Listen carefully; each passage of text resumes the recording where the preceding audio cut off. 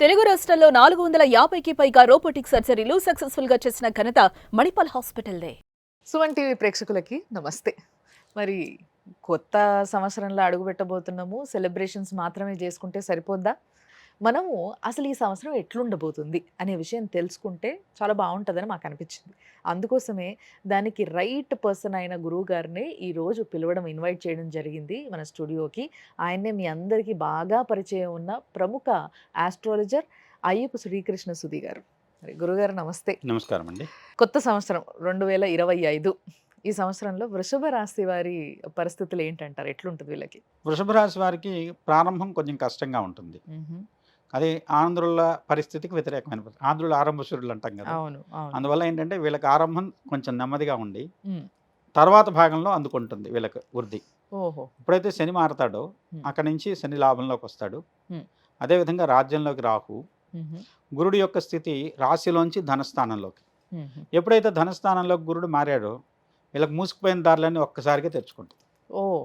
అంతవరకు స్తబ్దంగా ఉంది. ఏ రకంగానూ పురోగమనం లేదు.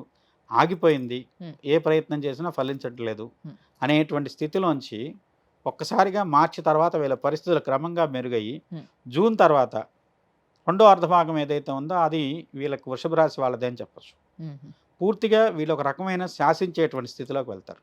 ఓకే. ఉద్యోగంలో ఉన్న వాళ్ళకి ప్రమోషన్స్ వస్తాయి. ఆ! ఉద్యోగస్తులుగా ఉన్న వాళ్ళకి. ఆ! ఉద్యోగ అన్వేషణలో ఉన్న వాళ్ళకి ఉద్యోగ ప్రాప్తి ఖచ్చితంగా వస్తుంది. ఓకే.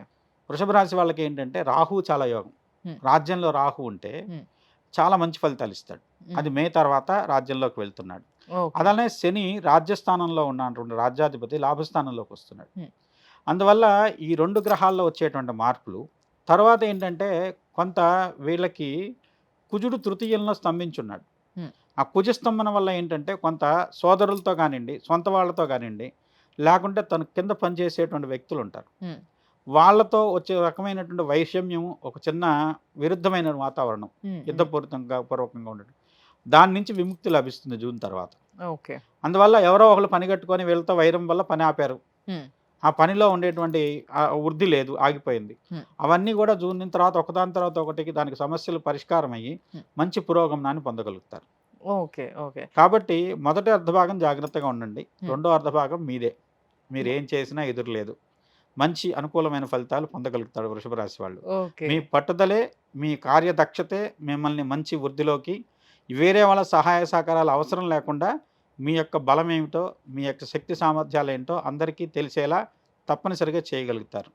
ఓహ్! ఇక కాల పరీక్షలో హ్మ్. మీకు ఎదురులేదనేటువంటి స్థితి జూన్ నుంచి తదుపరి ఉన్నటువంటి గ్రహస్థితులు మీకు ఎంతో ప్రభావవంతమైన ఫలితాలు అందిస్తున్నాయి కాబట్టి వృషభ రాశి వారిది 2025 సంవత్సరం వృషభనామ సంవత్సరంగా చెప్పొచ్చు.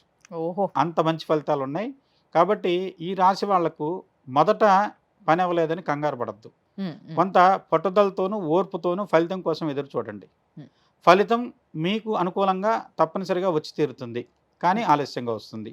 దాన్ని గనక మీరు అర్థం చేసుకుంటే ఏ రకమైన చింత, ఏ రకమైనటువంటి మనోవేదన లేకుండా మీరు ఉండగలుగుతారు. కాబట్టి ఓకే. కాలం మీకు అనుకూలంగా మారేంత వరకు కొంత ఓర్పు వహిస్తే మీకే విజయవంతమైన ఫలితాలున్నాయి. అది వృషభ రాశికి సంబంధించిన ఫలితాలు. మరి వృషభ రాశిలో మొదటి సగం అనేది కొంచెం కష్టంగా ఉందన్నారు కాబట్టి మే వరకు.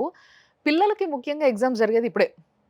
మరి ఈ విద్యార్థుల పరిస్థితి ఏంటంటారు? బోర్డ్ ఎగ్జామ్స్ రాసే వాళ్ళది ఇట్లాంటి వాళ్ళది. ఇక్కడ వృషభ రాశిలో గురుడు ఉండటం వల్ల గురుడు కొంత మెరుగైన ఫలితాలే ఇస్తాడు. హ్మ్. అంటే విద్యాకారకుడు గురుడు హ్మ్. ద్వితీయ స్థానంలో అంటే వృషభ రాశిలో సంచారం చేస్తాడు. వృషభ రాశి వాళ్ళకి అది రాశి అవుతుంది. హ్మ్. అంటే నేచర్‌కి ద్వితీయ స్థానం అది వృషభ హ్మ్. రాశి. అందువల్ల ఏంటంటే వృషభంలో ఉన్నటువంటి గురుడు కొంత మెరుగైనటువంటి విద్యా ఫలితాలు ఇస్తాడు. హ్మ్. దాని విషయం ఆర్థికంగా ఇబ్బంది ఉంటుంది. విద్యాపరంగా కొంత అనుకూలత ఉంటుంది. హ్మ్. కానీ ఫలితాలు అనుకూలంగా ఉంటాయి గానీ బాగా ఉన్నత శ్రేణి ఫలితాలు కాదనుకోవచ్చు. ఓకే. కాబట్టి కొంచెం మీరు కష్టపడాలింక. కష్టపడి ప్రయత్నిస్తే కష్టే ఫలి అని అనుకోండి ఆ విద్యాపరంగా అయితే. ఓకే. ఓకే. మరి సినిమా వాళ్ళకైతే? సినిమా సంబంధించిన వాళ్ళకి కూడా కొంత ఆలస్యంగా మీరు వచ్చినట్టయితే మంచి ఫలితాలు ఉంటాయి. మొదటి అర్ధభాగం కంటే రెండవ అర్ధభాగమే విజయవంతంగా ఉంటుంది. హ్మ్. ముఖ్యంగా శని మీకు అనుకూలుడిగా మారారు కాబట్టి మీరు ఏప్రిల్ నెల దగ్గర నుంచి మీకు విశేషమైన ఫలితాలు చాలా అనుకూలంగా ఉన్నాయి. ముందుకు వెళ్ళటానికి అన్ని విధాలా దోహదపడేటువంటి పరిస్థితులుగా చెప్పొచ్చు. ఓహో! సో, సినిమాలు గాని, ఏమైనా పెద్ద ప్రాజెక్టులు ఉంటే సెకండ్ హాఫ్ ఆఫ్ ది ఇయర్‌లో పెట్టుకుంటే బావుంటదంటారు. ఉండదు. సో, మరి వీళ్ళు ఈ మొదటి సగం ఏదైతే కొంచెం అనుకూలంగా లేదో, ఈ సమయంలో ఎలాంటి పూజ గాని, జపం గాని ఏం చేయించుకుంటే బావుంటదంటారు? ముఖ్యంగా గురు సంబంధమైనటువంటి దోషం వీళ్ళని పీడిస్తుంది కాబట్టి గురుడికి శాంతులు, హుహు. గురువార నియమం, హుహు. అదేవిధంగా వచ్చేసి దత్తాత్రేయ స్వామి గాని, దక్షిణామూర్తి గానియండి, హుహు. సాయిబాబా గానియండి. ఎవరైతే గురువుగా భావించినటువంటి దైవం ఉన్నాయో ఆ దైవ సంబంధమైన ఆరాధన కానియండి, గురువార నియమం పాటించడం వల్ల కానియండి, హుహు. కొంత అనుకూలతలు పొందటానికి అవకాశం ఉంది. అయితే వీళ్ళు ముఖ్యంగా జాగ్రత్త వహించాల్సింది జీవిత భాగస్వామితో, ఆడవాళ్ళైనా, మగవాళ్ళైనా. ఓకే. చీటికి మాటికి తగాదాలు లేకుంటే వాదాపవాదాలు అవి రావటానికి కుజుడు దోహదకారి అవుతున్నాడు. హ్మ్. ఆ కుజ సంబంధమైనటువంటి దోషం తొలగడం కోసం, అలానే కుజుడు కలిగించేటువంటి ఇబ్బందులు తొలగడం కోసం హ్మ్. అర్ధనారీశ్వర రూపంలో పరమేశ్వరుని ఆరాధించండి. ఓకే. దాంపత్యంగా ఉండేటువంటి అనుకూలతల కోసం. హ్మ్. హ్మ్. దాని విషయంలో కొంత అర్ధనారీశ్వర రూపంలో పార్వతీ పరమేశ్వరులను ఆరాధించినట్లయితే మీకు విశేషమైనటువంటి దాంపత్య అనుకూలత కలుగుతుందని చెప్పొచ్చు. అద్భుతం. సో, వృషభ రాశిలో ఉన్నవారు భార్యాభర్తలు ఎవరైనా ఉంటే భార్య గాని, భర్త గాని కొంచెం కామ్‌గా ఉండడం బెటర్ ఏమో మరి గురుగారు చెప్పిన దాన్ని బట్టి. గురుగారు థాంక్ యూ. నమస్కారం అండి.